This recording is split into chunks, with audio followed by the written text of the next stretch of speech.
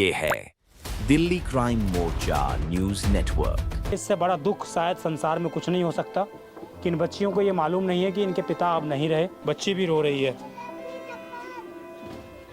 और ये तस्वीर आपके सामने।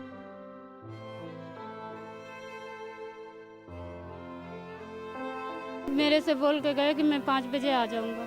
मैं 5 बजे तक इंतजार करती रही।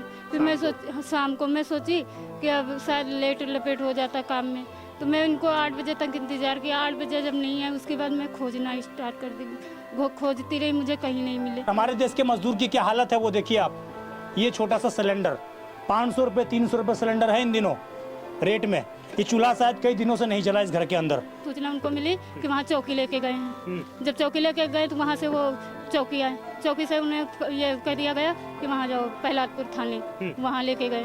वहाँ जब गए तो वहाँ कहने लगे यहाँ नहीं है, पूट लेके गए। पूट गए तो वहाँ भी नहीं मिले। बवाना थाना भी लेके गए। बवाना वो वहाँ लेके गए। पूट में खबर दिया कि अम्बेडकर हॉस्पिटल में अम्बेडकर जाओ, तो अम्बेडकर गए तो वहाँ से कोई वो नहीं मिला। फिर यहाँ जब थाने आए, थाने में फोटो दिखा दी गई। तो मेरे देवर को फोटो दिखाई गई कि तुम्हारा भाई मर चुका है। इससे बड़ा दुख किसी परिवार के लिए नहीं हो सकता जब उसके परिजन इस संसार में रहते हो, उसके परिजन इस जगह पर रहते हो और उसको तुरंत बिना चेक पड़ताल, बिना जांच पड़ताल किए लावारिस घोषित कर दिया जाए। हमारा पति कैसे मरा कैसे नहीं मरा वो तो मुझे नहीं पता है, लेकिन मुझे मेरे बच्चों को इंसाफ चाहिए। वो मंजिल बन रहा था कम 4 मंजिल का, मगर बताया जा रहा है कि 3 मंजिल से 3 मंजिल बन रहा था। और क्या वहाँ पर क्या लापरवाही बरती गई है, क्यों गिरे हैं ये इनका सेफ्टी बेल्ट नहीं रहा, ना उनके पास कोई जिम्मेदारी कोई नहीं थी, कुछ मतलब रिस्पॉन्सिबिलिटी कोई भी नहीं। मिस्त्री ने बोला भी कि भाड़ा तुम्हारा हिल रहा है, इसको सही करो, मगर ठेकेदार ने, मालिक ने कुछ नहीं। मैं यही कहना है कि हमारी बच्चियां ना पोतियां 3 को हैं, इनको हमको कुछ चाहिए का, इनकी कैसे पढ़ाई लिखाई क्या कौन करेगा। हम अकेले, मेरा पति है विकलांग, पालिश मार गई है। हम अपने पति के जियाओ घरों में काम करके कि इनके बच्चे चलाओ, हम किसको क्या करें। हमको इंसाफ चाहिए बस। आईओ ने बोला जो बॉडी 11 सेक्टर लेके जाओगे तो हम लाठी रिचार्ज कर दी जाएगी। तो हमने बॉडी वहाँ पे लेके जाओगे? जिम्मेवारी नहीं है, वहाँ पे बॉडी लेके जाओगे तो लाठी चार्ज हो जाएगा। हमारी पोतियों के इंसाफ चाहिए। इनको कौन खिलाएगा, कौन क्या करेगा, कैसे पढ़ेंगे लिखेंगे बच्चे। एक लड़की पढ़ने जाती थी, वो भी हमारे रो रो के बेहालत थी, पढ़ने नहीं जा रही। पापा कब आएगा, कब आएगा, पापा कब आएगा। मजदूर भी इस देश का दूसरा सैनिक है। सैनिक को भी जैसा अंदाजा नहीं होता कि कब उसके सीने में गोली लग जाए, वही हाल हमारे देश के अंदर मजदूरों की भी है। उसको भी मालूम नहीं होता कि कब किस मोड़ पर उसकी मौत लिखी है। नमस्कार, जय हिंद। आप देख रहे हैं दिल्ली क्राइम मोर्चा। हमारे देश में अक्सर कई बार मजदूरों को इस कदर तड़पाया जाता है कि वो मौत के मुंह में समाने को मजबूर हो जाते हैं। कई बार ऐसी घटनाएं घटित हो जाती हैं कि जानबूझकर मजदूरों को मारा जाता है। मैं इस वक्त मौजूद हूं राजधानी दिल्ली के शाहबाद डेरी इलाके के झुग्गियों में, और मैं एक झुग्गी के अंदर मौजूद हूं। ये ऊपर से हमारे सहयोगी आपको दिखाएंगे तो आप देख पा रहे होंगे कि कितना आलीशान ये मकान बना हुआ है। इसी में एक मजदूर जिनका नाम नरेश है, वो पिछले कई सालों से इस जगह पर अपने परिवार के साथ, अपनी 3 छोटी छोटी बच्चियों के साथ गुजर बसर किया करते थे। रोज़ कमा कर लाया करते थे, उसके बाद उनके घर में चूल्हा जलता था। कल बीती दिनों एक रोहिणी के अंदर एक गोल्डन ज्वेलरी करके अपार्टमेंट्स है, वहाँ पर 3 बिल्डिंग की 3 मंजिला बिल्डिंग का निर्माण हो रहा था। वहाँ पर लापरवाही के कारण मजदूर नीचे गिरते हैं नरेश, उसके बाद उनकी दर्दनाक तरीके से मौत हो जाती है। मौत होने के बाद पुलिस लापरवाही बरतती है। पुलिस परिवार को धमकी देती है कि मीडिया को मत बुलाना, अगर तुमने मीडिया को बुला लिया तो अच्छा नहीं होगा, तुम्हारे ऊपर लाठी चार्ज करेंगे। ये परिवार के बयान बाकायदा मीडिया में दर्ज हैं। आप समझिए पुलिस को किस बात का डर था। क्या पुलिस किसी बड़े रईसजादे को बचाने का प्रयास कर रही थी? मैं आपको कहूँगा, हमारे सहयोगी जरा कैमरा आगे लेकर आएंगे तो मजदूर का मैं घर दिखाऊंगा आपको, और ये घर आप देखकर समझ पाएंगे कि मजदूर कितना अमीर था। ये घर देखिए, ये पानी की छोटी छोटी कैन, इन कैनों में भरकर वो पानी लाया करते हैं, गुजर बसर कैसे करते हैं।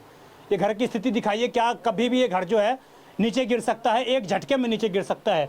ना कहीं घर में टीवी ना कुछ, ये 2 बेड लगे हुए, एक वो चौकी लगी हुई है, और इसी जगह से जो है उनका गुजर बसर हो रहा था। और हमारे देश के मजदूर की क्या हालत है वो देखिए आप। ये छोटा सा सिलेंडर 500 रुपये 300 रुपये सिलेंडर है इन दिनों रेट में। ये चूल्हा शायद कई दिनों से नहीं चला इस घर के अंदर। मैं ज़रा उनकी पत्नी से बात करता हूँ, पूरा मामला क्या है, उनके परिवार के लोगों से बात करता हूँ, पूरा मामला क्या है और किस तरीके से ये पूरा घटनाक्रम हुआ, और आखिरकार ऐसी कौन सी नौबत आन पड़ी कि कि उस मजदूर की इतनी दर्दनाक तरीके से मौत हो गई। और उसके बाद दिल्ली पुलिस ने उस बॉडी को लावारिस घोषित कर दिया। इससे बड़ा दुख किसी परिवार के लिए नहीं हो सकता जब उसके परिजन इस संसार में रहते हो, उसके परिजन इस जगह पर रहते हो और उसको तुरंत बिना चेक पड़ताल, बिना जांच पड़ताल किए लावारिस घोषित कर दिया जाए। ये सब कुछ लापरवाही प्रहलादपुर थाने के अंतर्गत आने वाले अधिकारियों ने की। परिवार को ये एफआईआर थमा दी गई है, ये एफआईआर थमा दी गई है और इस एफआईआर में क्या लिखा है क्या नहीं लिखा है परिवार को कुछ मालूम नहीं है। आइए मैं उनकी वाइफ से बात करता हूँ पहले, उसके बाद तमाम लोगों से बात करता हूँ। क्या नाम है आपका? रेखा। रेखा, आप क्या नाम है आपके पति का? राम नरेश। राम नरेश। कितनी उम्र है इनकी? 33 साल। 33 साल। कब से काम कर रहे थे? मजदूर का किस जगह पे काम करने गए थे कल? 11 का गए थे काम करने, मिस्त्री का काम करते हैं। चौक पर से गए थे। कौन से चौक पे से गए थे? 17 चौक पर से। 17 रोहिणी सेक्टर 17 के चौक हाँ। पे से। अच्छा, वहाँ पर डेली जाया करते थे काम खोजने के तो लिए? डेली जाते थे। और- पर 2 दिन बाद गए थे, 2 दिन घर पे थे छुट्टी पे, तीसरे दिन गए थे। 3 तारीख को गए थे सुबह 8 बजे। क्या कह के गए आप? मेरे से बोल के गए कि मैं 5 बजे आ जाऊंगा। मैं 5 बजे तक इंतजार करती रही। फिर मैं शाम को मैं सोची कि अब शायद लेट लपेट हो जाता काम में, तो मैं उनको 8 बजे तक इंतजार किया। 8 बजे जब नहीं आए उसके बाद मैं खोजना स्टार्ट कर दी। खोजती रही, मुझे कहीं नहीं मिले। फोन था इनके पास? नहीं था फोन। फोन नहीं था। नहीं था। फिर उसके बाद मेरी बड़ी वाली ननद आई, मैं उनको बताई। फिर वो मैं 1-1:30 बजे तक ढूंढी, दोनों लोग नहीं मिले। फिर उसके बाद आके घर में बैठ गई। फिर गई दोनों लोग ढूंढने, सब तक ढूंढी, मुझे कहीं नहीं मिले। आपने जो ठेकेदार है उससे संपर्क किया था? कौन ठेकेदार है, जानती हैं उसको? ठेकेदार नहीं, मुझे नहीं पता है। ना ठेकेदार का पता है ना मालिक का पता है। चौक पर का, अब चौक पर से ऐसे जाते, घर से जाते, कोई ठेकेदार ले जाता तो उसमें पता भी होता। अब चौक पर से मुझे क्या पता कौन सा ठेकेदार है। फिर कैसे पता लगा आपको कि आपके पति की ऐसे हादसा हो गया आपके पति के मैं साथ? पूरी रात ढूंढी, सुबह जब नहीं मिले, नहीं आए घर, फिर सुबह वो बड़ी वाली ननद मेरे ससुर से बताई। फिर ससुर मेरे देवर को भेजे चौक पे, वहाँ से उनके पास कोई आधार कार्ड, कुछ डॉक्यूमेंट कुछ नहीं था? नहीं था। फिर वो ढूंढने गए, एक बार गए चौक पर से तो कोई सूचना नहीं मिली। दोबारा गए तो दोबारा सूचना उनको मिली कि वहाँ चौकी लेके गए हैं। जब चौकी लेके गए तो वहाँ से वो चौकी आए, चौकी से उन्हें ये कह दिया गया कि वहाँ जाओ प्रहलादपुर थाने, वहाँ लेके गए। वहाँ जब गए तो वहाँ कहने लगे यहाँ नहीं है, पूट लेके गए। पूट गए तो वहाँ भी नहीं मिले। बवाना थाना भी लेके गए थे? बवाना वो वहाँ लेके गए। पूट में खबर दिया कि अम्बेडकर हॉस्पिटल में अम्बेडकर जाओ, तो अम्बेडकर गए तो वहाँ से कोई वो नहीं मिला। फिर यहाँ जब थाने आए, थाने में फोटो दिखा दी गई। तो मेरे देवर को फोटो दिखाई गई कि तुम्हारा भाई मर चुका है। तो हमारा पति कैसे मरा कैसे नहीं मरा वो तो मुझे नहीं पता है, लेकिन मुझे मेरे बच्चों को इंसाफ चाहिए। कितने बच्चे हैं आपके? हमारे 3 लड़की हैं और तीनों लड़की मेरी छोटी हैं। ये भी कहा गया पुलिस के माध्यम से कि यहाँ पर मत आओ नहीं तो लाठी चार्ज करेंगे। हाँ, ये कहने लगे कि हम वहाँ बॉडी ले जाएंगे जहाँ गिरे थे। जिस जगह पर गिरे वहाँ बॉडी ले जाएंगे। मुझे इंसाफ मेरे बच्चों को चाहिए। मंत्री बोला था हम लोग से। कौन से मंत्री बोला था? ये सेक्टर 23 का। उन्होंने क्या बोला कि मजदूर को हम उस जगह पर ले जाएंगे? हाँ, वहाँ ले चलो। किस अपार्टमेंट में काम कर रहे थे पता है आपको? मुझे इतना इंग्लिश तो नहीं आती है, पर 11 में काम करते थे। सेक्टर 11 में? हाँ। जूली अपार्टमेंट था? जूली अपार्टमेंट रोहिणी सेक्टर 11 का। उस जगह पे काम कर रहे थे। कितने मंजिल का मकान बन रहा था ये? वो मंजिल बन रहा था मतलब 4 मंजिल का, मगर बताया जा रहा है कि 3 मंजिल से गिरा। 3 मंजिल बन रहा था। और क्या वहाँ पर क्या लापरवाही बरती गई है, क्यों गिरे हैं ये इनका सेफ्टी बेल्ट नहीं रहा, ना उनके पास कोई जिम्मेदारी कोई नहीं थी, कुछ मतलब रिस्पॉन्सिबिलिटी कोई भी नहीं। मिस्त्री ने बोला भी कि भाड़ा तुम्हारा हिल रहा है, इसको सही करो, मगर ठेकेदार ने, मालिक ने कुछ नहीं। कोई ठेकेदार का क्या नाम है पता है आपको? नहीं, हम लोग नाम क्या है इसका? सूरज नाम है। वही मतलब करवाया सारा काम। उनको ढूंढने के चक्कर में सुबह मैं 8 बजे का उठ रहा हूँ। बवाना, ये प्रहलाद और ये 16 4 चक्कर मारा हूँ। इसके बाद 4 थाने घूमे हैं आप? हाँ, उनकी बाद जाके उनको खबर मिली। कहाँ से? लेबर चौक से। तब हाँ, एक लेडीज ने बताया, बोला यहाँ देखो, यहाँ की चौकी में देखा तो बोला वहाँ पे गए तो वहाँ उनकी खाली फोटो हमको मिली और ये भी नहीं मालूम कौन सी जगह में है। फिर उनकी बाद डिटेल मिलते गए, तब वहाँ से लेके आए। मेडिकल का तो वहाँ हाफ डे था, शनिवार था, बोले कि अब कल मिलेगी। अच्छा, अस्पताल में भी आपको ये नहीं बताया कि यहाँ पर है कि नहीं है? कोई नहीं बताया। नहीं, कि कहने कि कल मिलेगी बॉडी, आज नहीं मिलेगी। इतना मुँह जवानी याद रहता है, पढ़ा लिखा है। कोई वैसा अनपढ़ नहीं पढ़ा लिखा, वो सब मुँह जवानी याद करके रखता है। पढ़ा भी लिखा भी था। इसको बोलने का कोई चांस नहीं मिला। आप कौन है उनकी? मैं माँ हूँ उसकी, नरेश की मम्मी हूँ। ये अकेला लड़का था आपका कमाने वाला? हमारे 2 लड़के, एक छोटा है, अबे वो शादीशुदा नहीं, उसकी 17-18 साल उम्र है। वो घर ही में था, वही ढूंढने गया था तो सबको ले जाके वो फोटो आधार कार्ड लेके गया वहाँ लेबर चौक 17 में।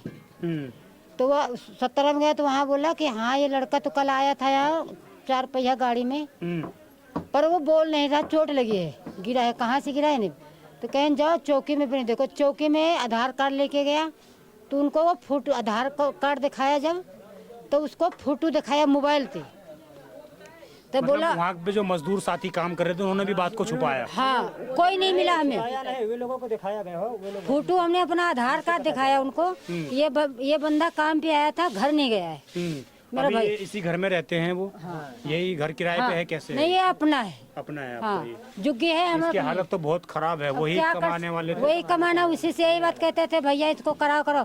कहा मम्मी पैसे नहीं बचते, क्या करूँ? कितनी दिहाड़ी थी उनकी? 800 800 कभी लग रही कभी नहीं लग क्या रही। कहना चाहती हैं प्रशासन से, हमें पुलिस से, सरकार हमें से? यही कहना है कि हमारी बच्चियां ना पोतियां 3 गो हैं, इनको हमको कुछ चाहिए।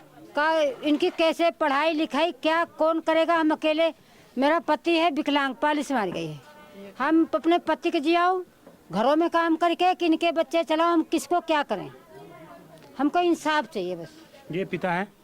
हाँ पिता है ये। मैं जरा इनसे बात करता हूँ। क्या नाम है आपका? राजू।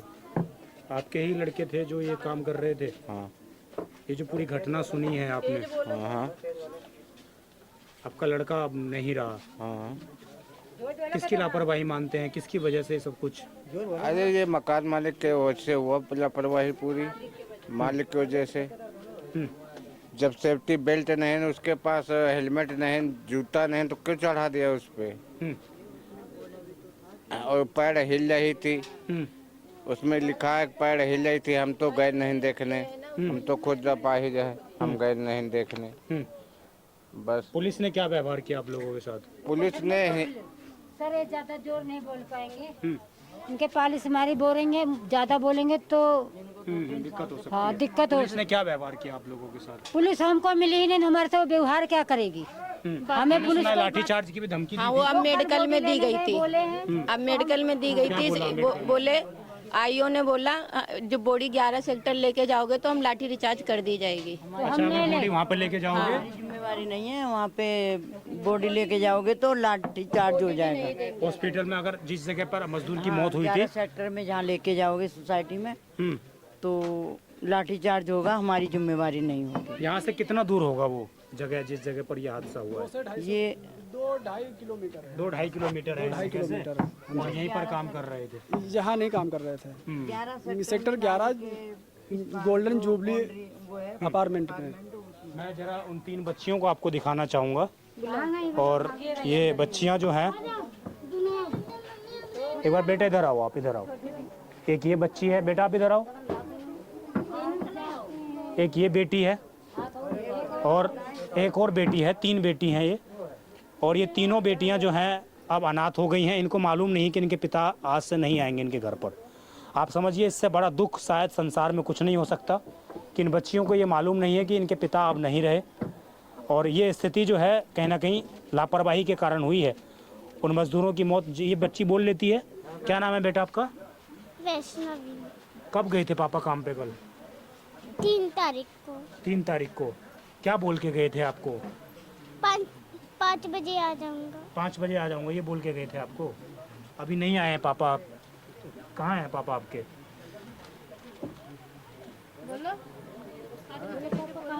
देखिए बड़ा कठिन जो है ये समय है इन बच्चों के लिए।